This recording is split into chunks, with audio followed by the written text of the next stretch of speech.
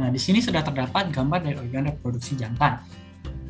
Nah, organ reproduksi jantan ini terdiri dari beberapa bagian seperti rahim kemih, vas deferens, penis, saluran uretra, skrotum, testis, epididymis, kelenjar koper, kelenjar prostat, dan vesicula seminalis. Nah, untuk selanjutnya, beberapa bagian ini akan ditunjukkan gambar mulai dari fisiologi hingga ke histologinya. Pertama ada testis. Nah, testis ini merupakan bagian yang sangat penting pada organ reproduksi jantan. Di mana fungsi dari testis ini ialah untuk memproduksi sperma dan juga hormon testosteron. Nah, di sini sudah terdapat gambar dari struktur testis, di mana testis terdiri dari vas deferens, epididymis, skrotum, tentu saja testis, dan juga tubulus seminiferus. Oke, di sini sudah terlihat gambar histologi dari testis, di mana testis ini terdiri dari tunica albuginea dan juga tubulus seminiferus.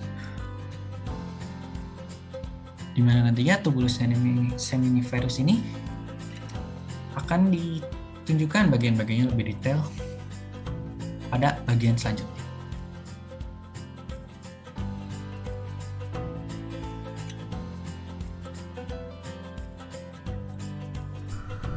This slide shows a seminiferous tubule, and we can see if we look at its outer boundary, we can see that it's lined by these long, flattened cells with these elongated nuclei. These are peritubular contractile cells, also known as myoid cells, and they're going to help produce peristaltic contractions that are going to bring the developing spermatozoa into the duct system, into of the male reproductive tract. We can see many cell types that are found that are lining the seminiferous tubule.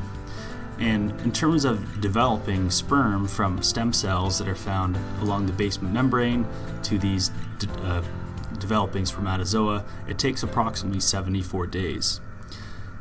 So although this is called seminiferous epithelium, there's one true cell type of the seminiferous tubule because it's non-replicating and it doesn't divide and it's always there.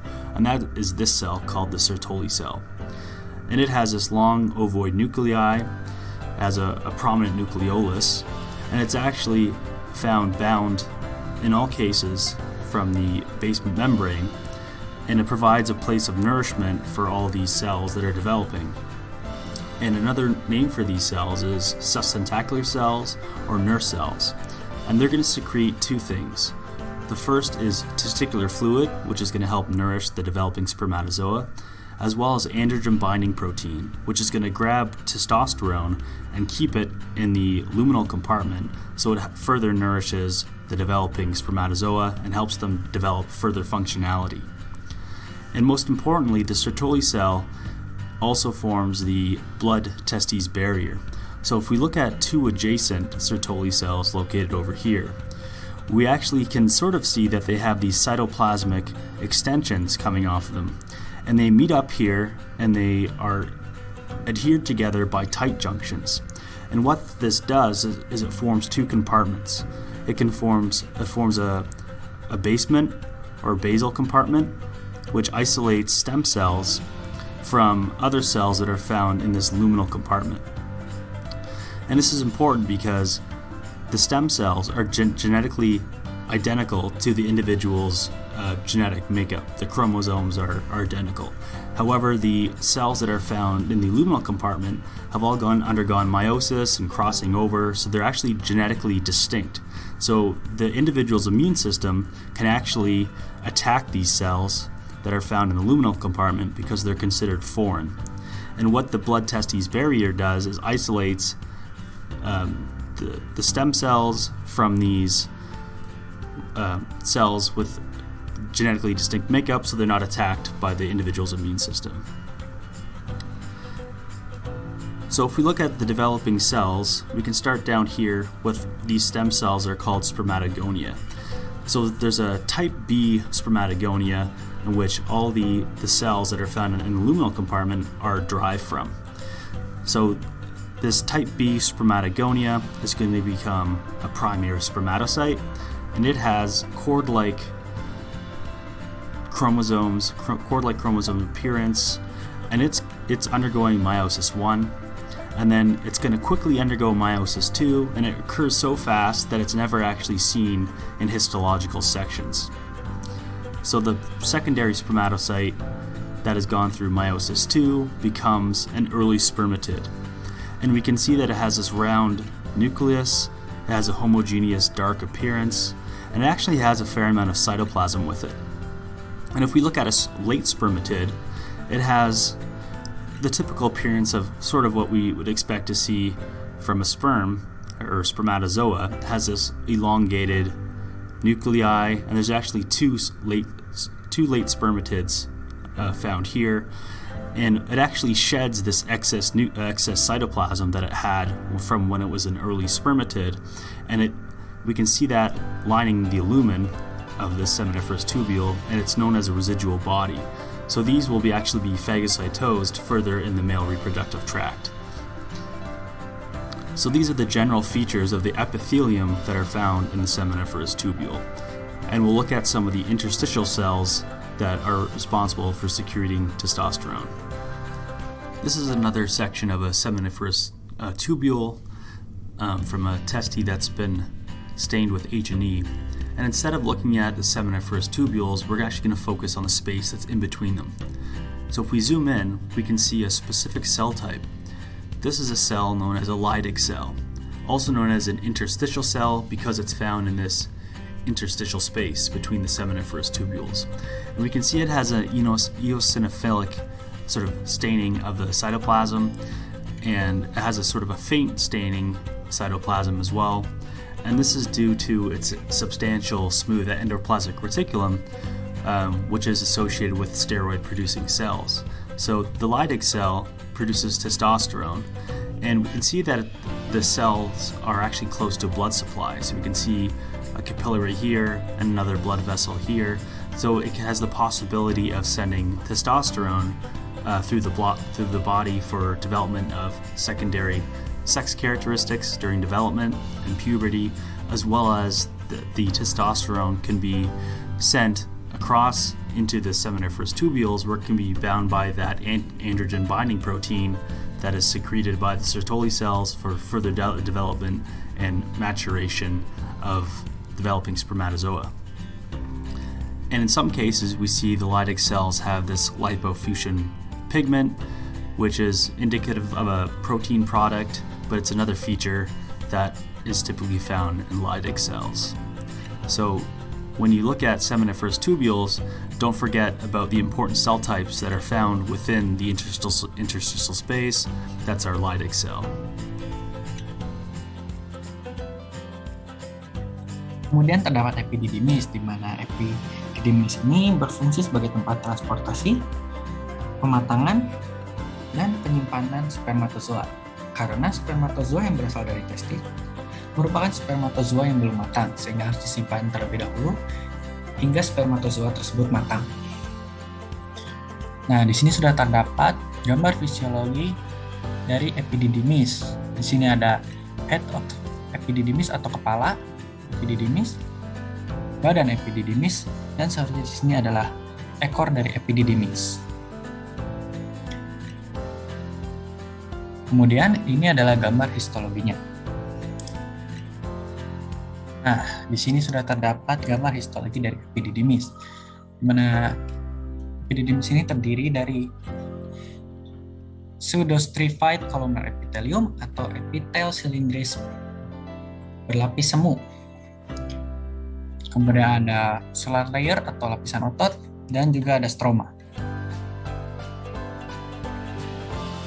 Kemudian terdapat vas deferens, di mana vas deferens ini mempunyai fungsi sebagai tempat penyimpanan spermatozoa sebelum nantinya akan diejakulasikan. Nah, dapat dilihat pada gambar di sini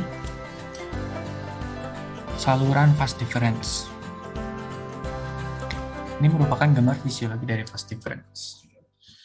Berikut gambar histologinya. Di sini sudah terdapat gambar histologi dari vas deferens itu sendiri, di mana vas deferens sendiri terdiri dari duct atau saluran. Tunggu sebentar, kemudian di saluran ini terdapat sebuah epitel, di mana epitel itu ya epitel silindris berlapis semu. Saya lihat bahwa ini adalah epitelnya. Kemudian ada dua macam sel, yaitu principal cell dan juga basal cell. Kemudian tentu saja terdapat lapisan otot, di mana terdapat 3 lapisan otot, yaitu inner atau bagian dalam, middle atau bagian tengah, dan outer atau bagian luar.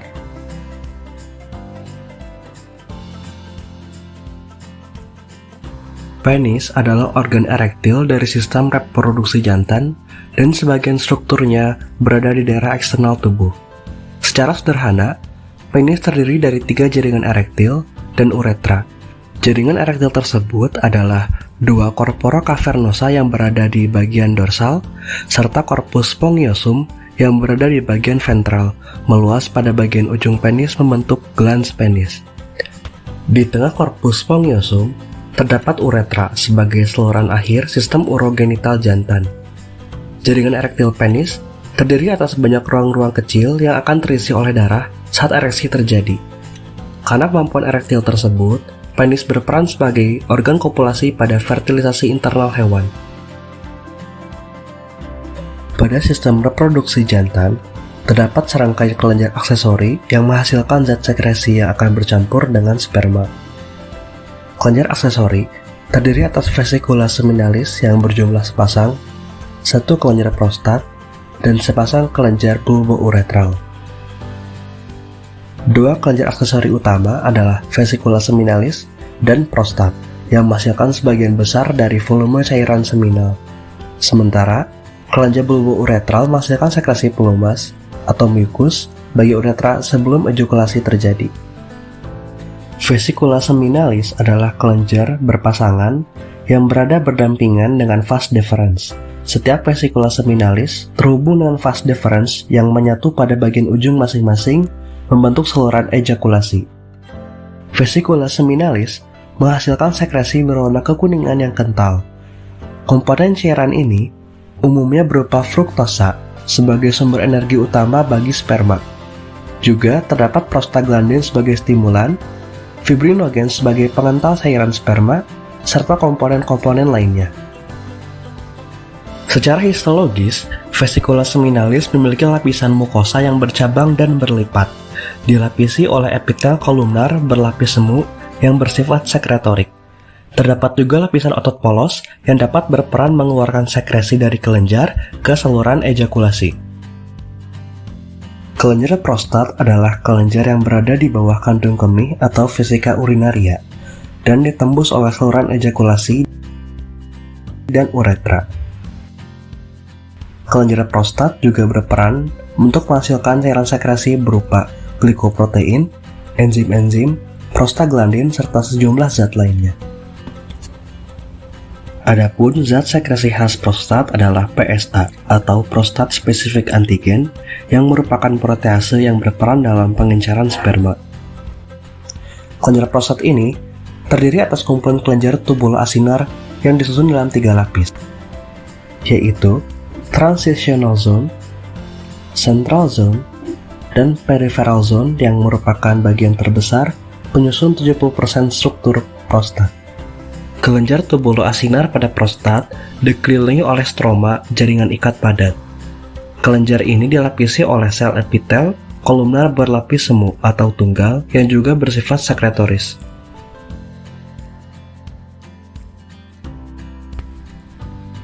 Sperma hewan umumnya dapat dibagi menjadi 2 bagian, yaitu kepala atau head dan ekor atau tail. Morfologi sperma pada vertebrata sangat beragam. Hal ini ditentukan oleh berbagai hal, misalnya lingkungan hidup hewan, metode fertilisasi, perilaku seksual, morfologi dan fisiologi sel telur, serta kondisi saluran reproduksi hewan betina. Seperti pada gambar ini, tampak keragaman bentuk sperma dari berbagai kelompok hewan vertebrata, mulai dari Pisces, Amphibia, Reptilia, Aves, dan Mamalia. Yang pertama dari golongan Pisces adalah kelas Chondrichthyes yang merupakan kelompok ikan berangka rawan, misalnya hiu dan pari. Karakteristik sperma Chondrichthyes adalah kepala sperma yang panjang dan berbentuk helix, serta akrosom yang mengerucut. Midpiece sperma memanjang. Sperma Chondrichthyes juga memiliki struktur tambahan pada flagellanya, yaitu adanya sepasang longitudinal kolom. Panjang total sperma berkisar 75 sampai 230 mikrometer. Sperma Osteichthyes atau ikan bertulang sejati sangat berbeda dari Chondrichthyes. Kepala sperma tampak globular dan umumnya tidak ada akrosom pada bagian kepala. Midpiece sangat pendek, serta pada beberapa spesies ikan terdapat pelebaran berbentuk sirip pada flagella. Panjang total sperma Osteichthyes berkisar 13 sampai 272 mikrometer. Sperma Amphibia memiliki karakteristik berupa bentuk kepala yang filiformis dan relatif panjang, serta dengan bagian akrosom yang mengerucut di ujungnya. Pada flagella, terdapat membran yang melebar disebut sebagai lamellipodium. Panjang total sperma berkisar 19 sampai 240 mikrometer. Sperma Reptilia lebih sederhana dari Amphibia. Kepala sperma Reptilia berbentuk filiformis namun dengan sedikit lekukan. Bagian akrosom pada kepala mengerucut. Bagian midpiece umumnya relatif pendek namun terlihat jelas. Pada mikrograf di sini, tampak bagian midpiece berwarna lebih gelap dari bagian lain pada sperma. Ekor sperma Reptilia lebih sederhana, tidak ada lagi pelebaran pada ekor. Panjang total sperma berkisar 50 sampai 150 mikrometer. Sperma Aves sangat beragam. Sperma Aves dari kelompok selain Passeriformes, yaitu pada nomor 11 dan 12, memiliki bentuk yang serupa dengan sperma Reptilia, dengan kisaran panjang total 60 sampai 230 mikrometer. Sementara itu, pada ordo Passeriformes, terdapat bentuk sperma yang berbeda dari Aves lainnya, tampak pada nomor 13 dan 14. Kepala sperma berbentuk helix, dengan mitokondria yang juga berbentuk helix. Mitokondria ini terdiri dari satu unit yang sangat panjang, maka dari itu bagian midpiece sperma sangat panjang juga dan ekor sperma relatif pendek. Pada gambar di sini tampak mitokondria yang sangat panjang dan berbentuk spiral dari sperma Passeriformes. Panjang total sperma berkisar 40 sampai 290 mikrometer. Mamalia terdiri dari 3 kelompok utama, yaitu Prototheria atau monotremata, Metatheria atau marsupialia, dan Eutheria. Sperma dari monotremata seperti pada nomor 15 tampak menyerupai sperma Aves atau Reptilia, dengan bentuk kepala yang filiformis dan melekuk, namun dengan proporsi yang lebih panjang.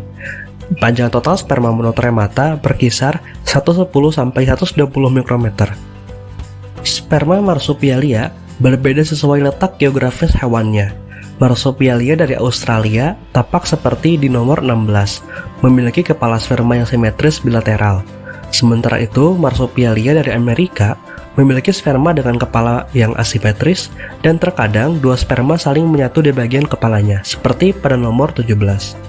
Panjang total sperma Marsupialia berkisar 80 sampai 350 mikrometer, sehingga tergolong sebagai sperma terpanjang dari kelompok Mamalia. Sperma Mamalia Eutheria umumnya memiliki kepala yang simetris berbentuk oval, namun pada sebagian besar rodensia, kepala sperma berbentuk asimetris dan menyerupai sabit atau falciformis. Pada kepala sperma rodensia, terdapat struktur tambahan yang umumnya berbentuk seperti pengait atau hook. Akrosom pada sperma Eutheria relatif besar, mencapai 2/3 kepala sperma, dan tampak membentuk batas garis pada kepala sperma. Panjang total sperma berkisar 30 sampai 250 mikrometer.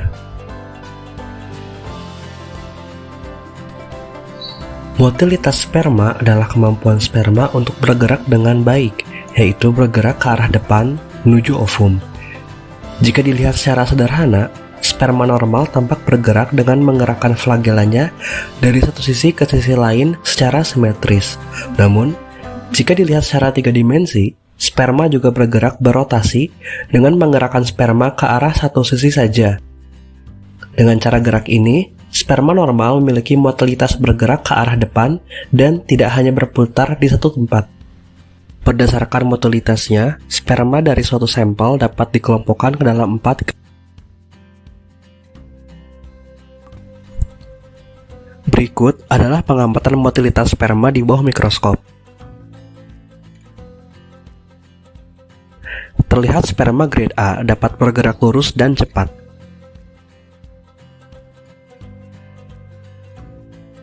Sementara itu, sperma grade B tampak bergerak ke arah depan, namun berbelok-belok.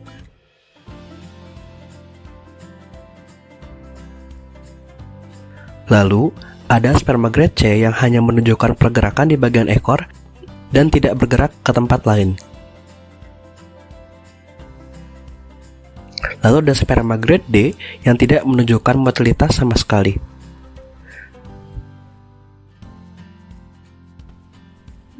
Selain motilitas, standar sperma normal juga ditetapkan lewat morfologinya.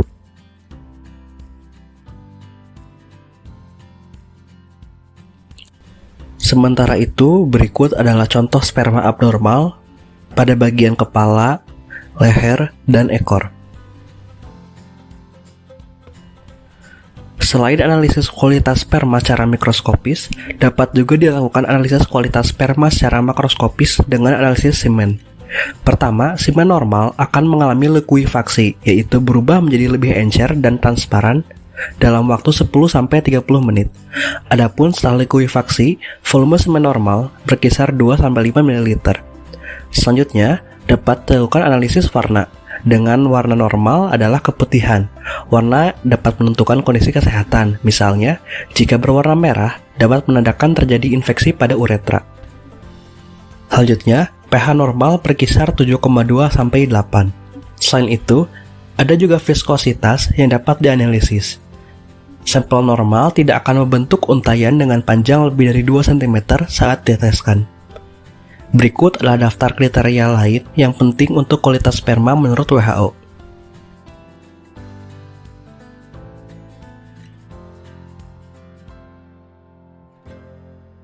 Secara umum, sistem reproduksi wanita berfungsi untuk menghasilkan sel ovum dan menciptakan lingkungan yang ideal bagi pertumbuhan embrio. Berikut tampak samping dan depan organ-organ reproduksi wanita. Organ utamanya adalah ovarium, oviduk, uterus, serviks, dan vagina.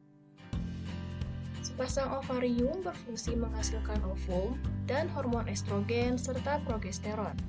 Setelah ovum matang, ovarium akan mengeluarkan ovum tersebut dalam proses yang disebut ovulasi. Ovum yang dikeluarkan ditangkap oleh fimbriae, bagian ujung dari oviduk. Dengan bantuan gerakan silia, oviduk berfungsi untuk menggerakkan ovum dari ovarium menuju uterus. Oviduk juga menjadi tempat terjadinya fertilisasi dan perkembangan zigot menjadi blastula. Di dalam uterus, blastula tertanam pada endometrium, yaitu lapisan paling dalam uterus, melalui proses yang disebut implantasi. Blastula akan berkembang selama 9 bulan. Di sisi lain, uterus juga berfungsi sebagai tempat terjadinya menstruasi, yaitu peluruhan endometrium jika tidak ada pembuahan oleh sperma. Uterus dibatasi dari vagina oleh serviks. Serviks akan membesar saat melahirkan dalam proses yang disebut pembukaan. Organ terakhir merupakan vagina. Saat melahirkan, bayi akan keluar dari uterus melalui serviks kemudian vagina. Selain itu, vagina juga berperan sebagai saluran keluarnya darah menstruasi. Selanjutnya adalah organ kelamin eksternal wanita yang terdiri atas pons pubis, yaitu jaringan lemak yang ditutupi oleh rambut saat pubertas. Kemudian, terdapat 2 lipatan memanjang yang disebut labia mayora. Di bagian dalamnya ditemukan 2 lipatan lain, yaitu labia minora. Klitoris merupakan jaringan erektil yang memiliki banyak saraf. Area di antara kedua labia minora adalah vestibula.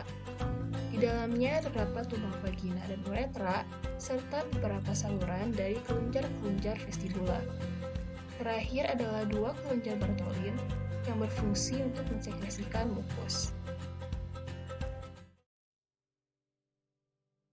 ovarium merupakan gonad pada wanita dan memiliki fungsi sebagai pembentuk sel telur dan hormon. Sel telur yang berkembang pada ovarium dikelilingi oleh sel-sel folikel atau yang disebut juga dengan sel-sel granulosa. Proses perkembangan dan pematangan folikel ovarium disebut dengan folikulogenesis. Kali ini kami akan membahas ovarium serta folikulogenesis secara histologis. Berikut ini merupakan sayatan ovarium. Ketika diperbesar, akan terlihat seperti ini. Struktur umum ovarium terdiri atas korteks yang ditunjukkan oleh huruf C, lalu ada medula. Medula ini merupakan jaringan ikat yang memiliki banyak pembuluh darah di dalamnya. Lalu ada juga ovarian follicle atau follicle ovarium yang ditunjukkan oleh OF. Lalu ada germinal epithelium, yakni satu lapis sel yang melapisi permukaan ovarium, dan berada di bawahnya yakni tunica albuginea yang merupakan jaringan ikat tempat melekatnya germinal epithelium.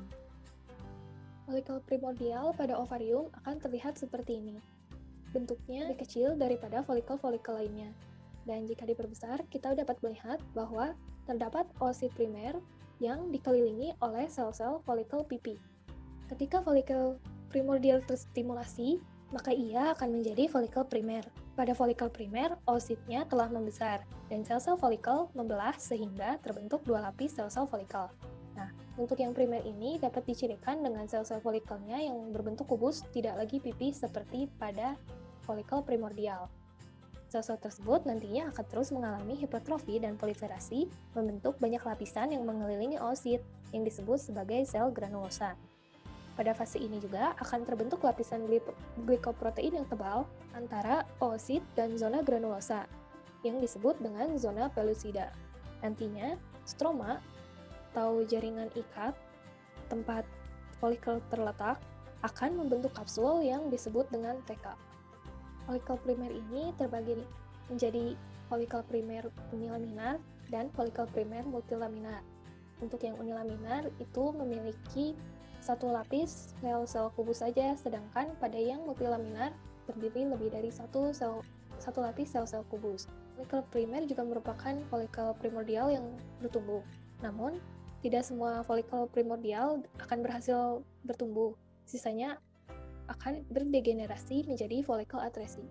Folikel primer tadi kemudian akan berkembang menjadi folikel sekunder yang terlihat mirip dengan folikel primer, namun ukurannya jauh lebih besar dan memiliki lebih banyak sel-sel folikel. Nah, pada folikel sekunder juga telah terjadi penambahan cairan folikel yang berfungsi sebagai nutrisi untuk oosit. TK yang mengelilingi folikel juga telah berdiferensiasi menjadi TK interna yang berada di bagian dalam dan TK eksterna yang mengelilingi bagian luarnya. Folikel sekunder akan berkembang menjadi folikel de Graaff. Pada fase ini, pembelahan meiosis pertama telah selesai. Oosit primer tadi kini telah menjadi oosit sekunder dan akan memulai meiosis keduanya. Seperti yang dapat kita lihat, cairan-cairan folikel tadi kini telah bergabung menjadi satu ruangan besar yang disebut dengan antrum. Oosit ini bersama zona pellucida dan sel-sel folikelnya akan dikeluarkan ketika ovulasi, dan ketika ovulasi terjadi, folikel ini kemudian akan pecah. Setelah ovulasi, folikel yang pecah kemudian akan diisi oleh gumpalan darah. Di sini dapat terlihat corpus luteum memiliki gumpalan darah. Nah, sel-sel granulosa yang ada juga menjadi membesar. Dapat dilihat di sini, sel-sel granulosanya membesar dan menjadi berkelenjar. Selain itu, kerutan-kerutan tadi juga, ini yang dapat terlihat, itu diisi oleh sel-sel TK yang juga membesar dan menjadi berkelenjar. Kemudian, jika kehamilan tidak terjadi, corpus luteum akan berdegenerasi menjadi corpus albicans. Berikut ini merupakan corpus albicans. Ukurannya sangat besar dan dapat terlihat dengan jelas. Pada fase ini, elemen-elemen selulernya telah berdegenerasi dan telah terjadi fagositosis sel-sel mati oleh makrofag. Corpus albicans akan terus menyusut, yang kemudian akan menjadi luka kecil pada ovarium. Setiap bulannya hanya ada satu folikel yang akan menyelesaikan pematangan, sisanya akan berdegenerasi menjadi folikel atresi. Dengan kata lain, folikel atresi adalah folikel yang gagal untuk berkembang dan mengalami pematangan.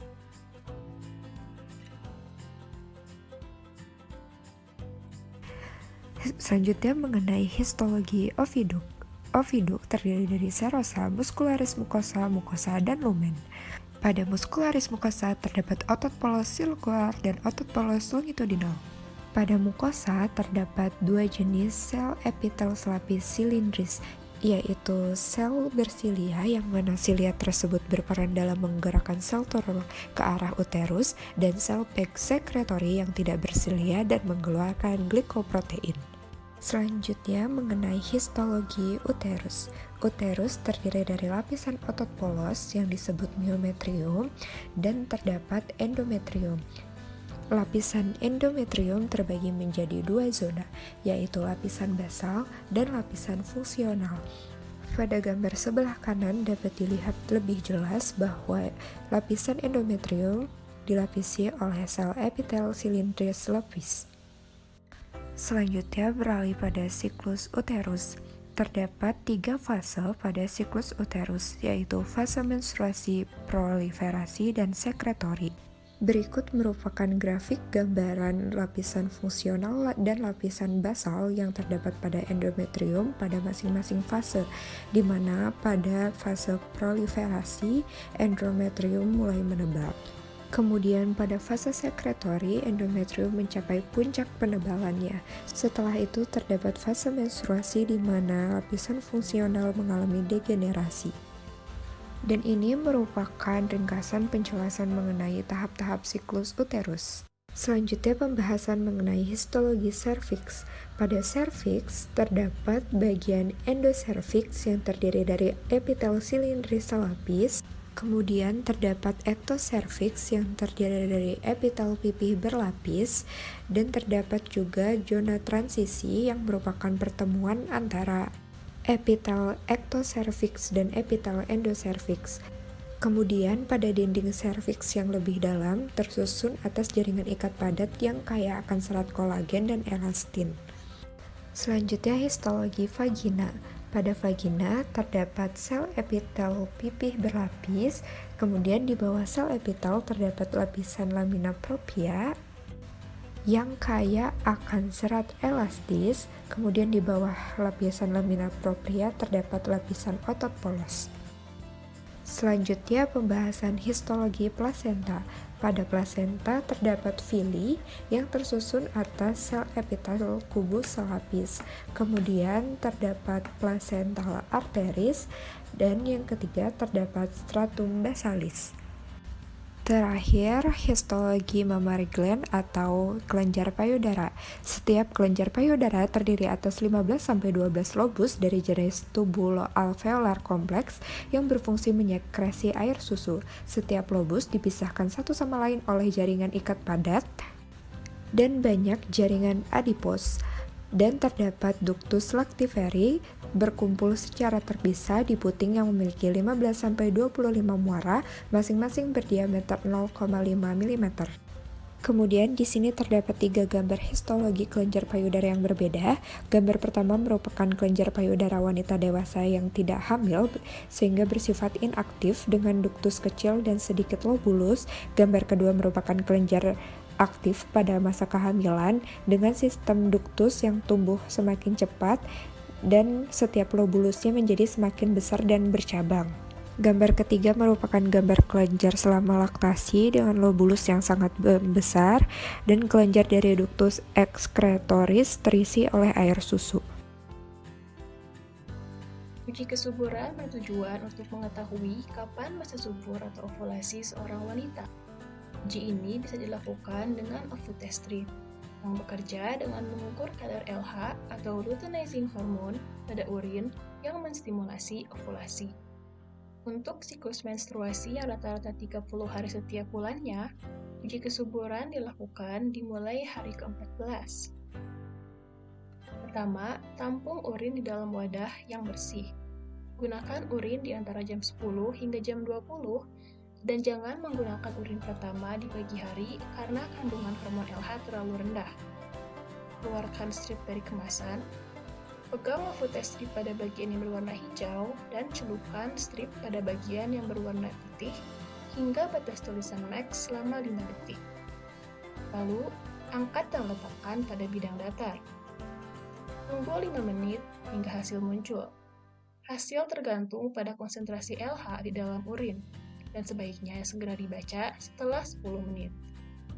Hasil positif terjadi jika garis hasil atau garis bawah lebih gelap atau sama dengan garis kontrol atau garis atas. Artinya, ovulasi akan terjadi 24 hingga 48 jam ke depan. Hasil negatif terjadi jika garis hasil berwarna lebih terang dari garis kontrol. Berarti ovulasi tidak akan terjadi atau tidak dalam masa subur. Jika tidak terlihat garis warna sama sekali, hasil invalid dan perlu dilakukan tes ulang. Tes sebaiknya dilakukan 5 hingga 6 hari berturut-turut pada jam yang sama.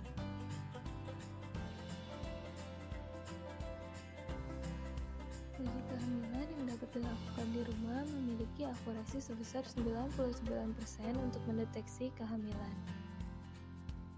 Alat pendeteksi kehamilan di rumah bekerja dengan mendeteksi hormon HCG yang diproduksi oleh plasenta ketika sel telur berhasil dibuahi. Terdapat dua jenis yang digunakan, yakni strip dan compact. Sebelum digunakan, cek terlebih dahulu tanggal kadaluarsa alat. Alat dianjurkan untuk segera dipakai setelah dibuka dari kemasan. Urin yang dianjurkan untuk dipakai tes adalah urin pertama setelah bangun tidur, karena masih mengandung kadar HCG yang tinggi. Gunakan urin segar untuk melakukan pengetesan. Pada alat compact, arahkan bagian peresapan pada aliran urin selama minimal 10 detik. Untuk alat strip, tampung urin pada wadah bersih lalu masukkan alat tanpa melebihi batas maksimal selama 15 detik. Pasang kembali tutup pada alat compact. Letakkan keduanya pada permukaan yang datar lalu tunggu dari 1-3 menit. Jika positif hamil, alat akan menunjukkan 2 garis vertikal. Garis ini ketebalan dan warnanya akan beragam sesuai kandungan hormon HCG pada urin. Hasil negatif hanya akan menunjukkan 1 garis. Hasil invalid atau error jika alat tidak menunjukkan garis sama sekali, atau pada alat compact hanya menunjukkan 1 garis pada jendela yang pertama. Hasil invalid dapat terjadi karena penggunaan alat tidak sesuai dengan instruksi. Untuk hasil lebih akurat, jangan baca hasil lebih dari 8 menit karena garis dapat melebar oleh pembasahan.